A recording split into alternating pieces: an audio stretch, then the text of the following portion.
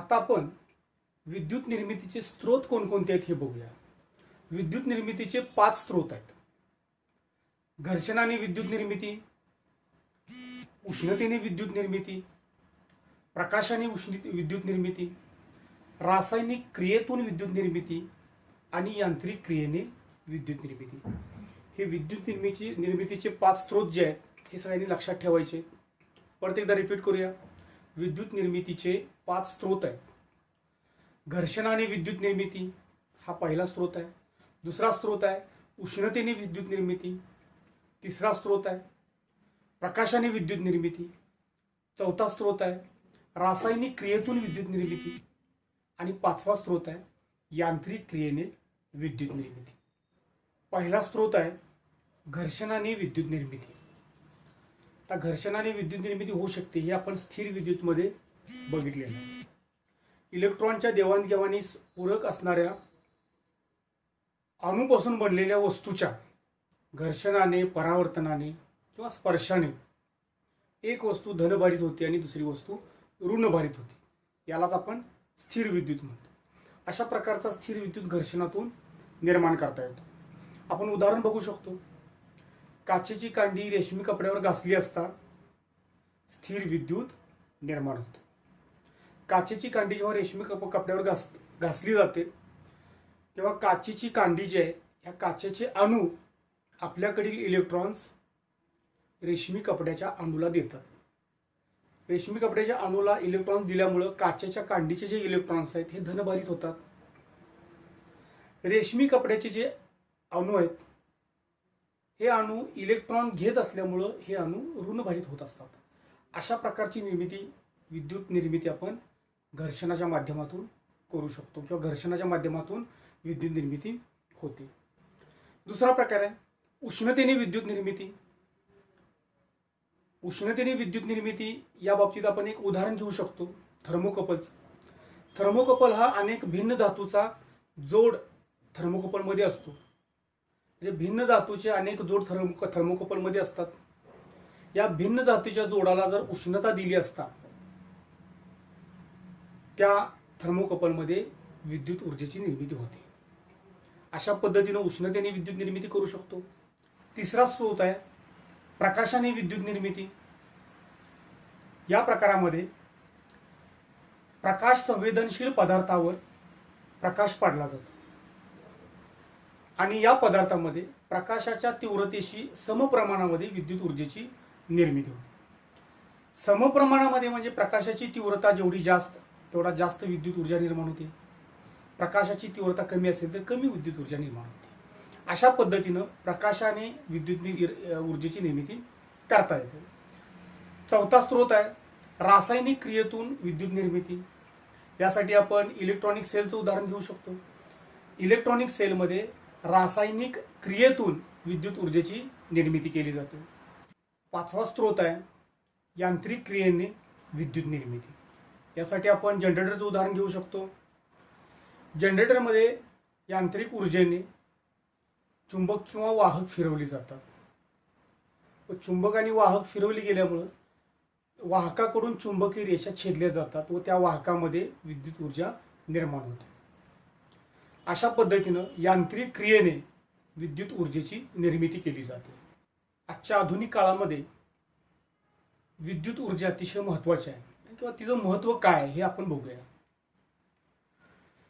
इतर स्वरूपातील ऊर्जेचं रूपांतर विद्युत ऊर्जेमध्ये करता येतं. हा पहिला मुद्दा. दुसरा मुद्दा विद्युत ऊर्जेचं रूपांतर इतर स्वरूपातील ऊर्जेमध्ये करता येतं. वीज एका ठिकाणाहून दुसऱ्या ठिकाणी वाहून नेता येते.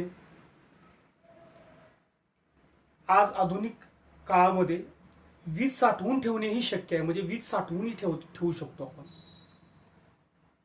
आणि बरीच महत्त्वाची कामं आपण विद्युत ऊर्जेच्या साहाय्यानं करत असतो. आता आपण विद्युत ऊर्जा निर्मितीच्या पद्धती बघणार आहोत. या ज्या विद्युत ऊर्जा निर्मितीच्या पद्धती आहेत ह्याचे 2 प्रकार पडतात. पहिला प्रकार आहे विद्युत ऊर्जा निर्मितीच्या पारंपरिक पद्धती आणि दुसरा प्रकार आहे विद्युत ऊर्जा निर्मितीच्या अपारंपरिक पद्धती. तर यातला जो पहिला प्रकार आहे विद्युत ऊर्जा निर्मितीच्या पारंपरिक पद्धती, या प्रकारामध्ये आपण विद्युत ऊर्जा निर्मितीच्या 4 मुख्य पद्धतींचा अभ्यास करणार आहोत. यातली पहिली पद्धत आहे औष्णिक विद्युत ऊर्जा निर्मिती. दुसरी पद्धत आहे जल विद्युत ऊर्जा निर्मिती. तिसरी पद्धत आहे अणु ऊर्जा विद्युत निर्मिती. आणि चौथी पद्धत आहे डिझेल विद्युत ऊर्जा निर्मिती. अशा 4 निर्मितीच्या ज्या पद्धती आहेत याचा अभ्यास आपण पारंपरिक विद्युत ऊर्जा निर्मितीच्या प्रकारामध्ये करणार आहे. आणि यातला जो दुसरा प्रकार आहे विद्युत ऊर्जा निर्मितीच्या अपारंपरिक पद्धती, यामध्ये आपण 5 पद्धतींचा अभ्यास करणार आहोत किंवा या 5 पद्धतीमध्ये कोणकोणत्या प्रकारे किंवा कोणत्या पद्धतीनं विद्युत ऊर्जेची निर्मिती केली जाते हे आपण बघणार आहे. या अपारंपरिक पद्धतीमध्ये पहिली पद्धत आहे पवन ऊर्जा विद्युत निर्मिती. दुसरी पद्धत आहे भूगर्भ उष्णतेने विद्युत निर्मिती करणे.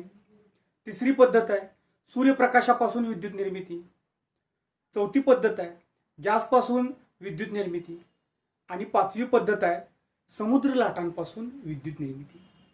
अशा 5 पद्धतींचा अभ्यास आपण अपारंपरिक विद्युत निर्मितीच्या प्रकारामध्ये करणार आहोत. तर आपण पहिल्यांदा बघूया. पहिला प्रकार जो आहे विद्युत ऊर्जेची निर्मिती पारंपरिक पद्धतीने करणे. यातला पहिली पद्धत आहे औष्णिक विद्युत ऊर्जा निर्मिती. या औष्णिक विद्युत ऊर्जा निर्मितीमध्ये दगडी कोळसा जाळला जातो. दगडी कोळसा जाळल्यानंतर उष्णता निर्माण होते.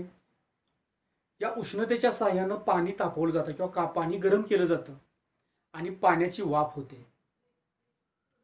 या वाफेच्या शक्तीवर स्टीम टर्बाइन्स फिरवली जातात. स्टीम टर्बाइन फिरवल्यामुळं स्टीम टर्बाइनला जोडलेला जनरेटर जोडलेला असतो. जो स्टीम टर्बाइन फिरल्यामुळे जनरेटर फिरतो व जनरेटर फिरल्यामुळे जनरेटरमध्ये विद्युत ऊर्जा निर्माण होते. अशा पद्धतीचं कार्य औष्णिक विद्युत ऊर्जा निर्मितीमध्ये चालतं. यातली दुसरी पद्धत आहे जलविद्युत ऊर्जा निर्मिती. या पद्धतीमध्ये उंच ठिकाणी धरणामध्ये पाणी साठवलं जातं आणि कमी उंचीवर वॉटर टर्बाइन्स बसवलेली असतात. तर उंच ठिकाणी पाणी साठवल्यामुळे पाण्याकडे स्थितीज ऊर्जा असते.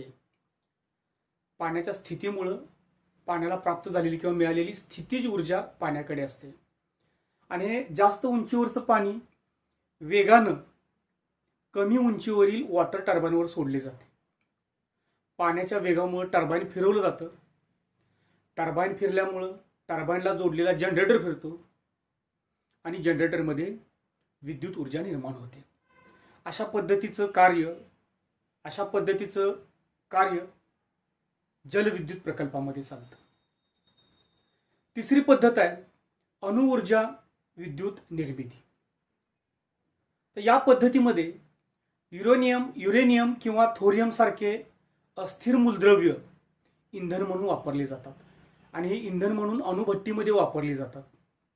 या अणुभट्टीमध्ये नियंत्रित अणुस्फोटांची एक मालिका तयार केली जाते. हे अणुस्फोट नियंत्रित असतात. या अणुस्फोटाच्या मालिकेमुळे किंवा अणुस्फोटांमुळे प्रचंड उष्णता निर्माण होते. या उष्णतेचा उपयोग करून पाणी तापवलं जातं. पाण्याची वाफ तयार केली जाते आणि या वाफेच्या शक्तीवर स्टीम टर्बाइन फिरवलं जातं. स्टीम टर्बाइन फिरवलं गेलं की स्टीम टर्बाइनला जोडलेला जनरेटर फिरतो. जनरेटर फिरल्यामुळे जनरेटरमध्ये विद्युत ऊर्जा निर्माण होते. चौथी पद्धत आहे डिझेल विद्युत ऊर्जा निर्मिती. या पद्धतीमध्ये डिझेल इंजिनचा उपयोग केलेला असतो. डिझेल इंजिनमध्ये डिझेलचं ज्वलन होतं आणि उष्णता निर्माण होते. या उष्णतेमुळे डिझेल इंजिन फिरते किंवा फिरवले जाते आणि डिझेल इंजिनला जोडलेले जनरेटर फिरते. जनरेटर फिरल्यामुळे जनरेटरमध्ये विद्युत ऊर्जेची निर्मिती होते. अशा ह्या 4 विद्युत ऊर्जा निर्मितीच्या पारंपरिक पद्धती आहेत. दुसरी पद्धत आहे भूगर्भ उष्णतेपासून विद्युत निर्मिती. जमिनीवर काही ठिकाणी साधारणतः 2.5 किलोमीटर खोलीवर 2500 डिग्रीपेक्षा जास्त तापमानाचे पाण्याचे साठे उपलब्ध आहेत. एवढ्या खोलीवरून पाण्याची वाफ जमिनीच्या वर घेतली जाते. वाफेच्या शक्तीवर स्टीम टर्बाइन्स फिरवली जातात. स्टीम टर्बाइन्स जनरेटरला जोडलेली असतात. स्टीम टर्बाइन फिरल्यामुळे जनरेटर फिरतो आणि जनरेटरमध्ये विद्युत ऊर्जेची निर्मिती होते. अशा पद्धतीचं कार्य, अशा प्रकारचं कार्य या पद्धतीमध्ये चालतं. यातला तिसरा प्रकार आहे सूर्यप्रकाशापासून विद्युत निर्मिती. या पद्धतीमध्ये सोलर सेल वापरलेला असतो. सोलर सेलवर जेव्हा सूर्यप्रकाश पडतो तेव्हा या सोलर सेलमध्ये विद्युत ऊर्जा निर्माण होते. अशा पद्धतीनं सूर्यप्रकाशापासून विद्युत ऊर्जेची निर्मिती केली जाते. आणि शेवटची पद्धती आहे समुद्र लाटांपासून विद्युत निर्मिती. जेव्हा समुद्राला भरती येते तेव्हा मोठ्या लाटांमुळे समुद्राचे पाणी धरणामध्ये साठवले जाते आणि जेव्हा समुद्राला ओहोटी येते तेव्हा धरणामध्ये साठवलेले पाणी समुद्राकडे जाताना या पाण्याकडे गतिज ऊर्जा असते. या गतिज ऊर्जेमुळे टर्बाइन फिरवली जाते. टर्बाइनला जोडलेला जनरेटर फिरतो आणि जनरेटरमध्ये विद्युत ऊर्जेची निर्मिती होते.